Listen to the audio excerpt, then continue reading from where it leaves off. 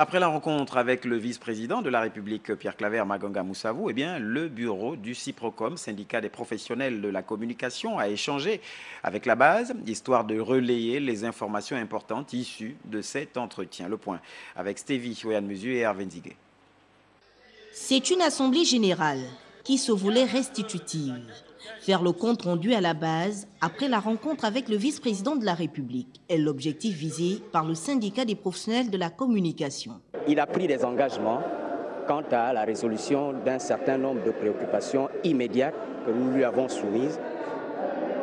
Autrement dit, la sécurisation déjà du bâtiment de la maison Georges Rawiri, le transport des agents d'antenne et la mise en place très prochaine par convocation des ministres concernés d'une commission interministérielle qui va plancher sur l'exhumation du statut particulier du secteur communication. Autre sujet, mis en relief au cours de cet échange, l'état de santé des 5 agents de Radio Gabon pris en otage par le groupuscule de militaires qui ont orchestré le coup d'État avorté du 7 janvier dernier. Beaucoup sont sortis de cette attaque avec beaucoup de commotion.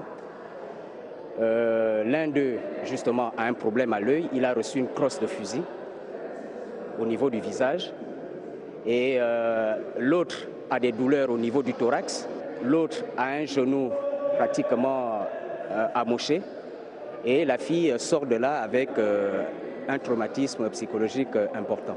La question relative à la prise en charge, tant sur le plan moral que médical, a également été abordée. Le vice-président nous a répondu qu'il prenait acte de tout ceci et qu'il convoquera le Premier ministre de manière urgente pour qu'une cellule de prise en charge psychologique des agents soit mise en place.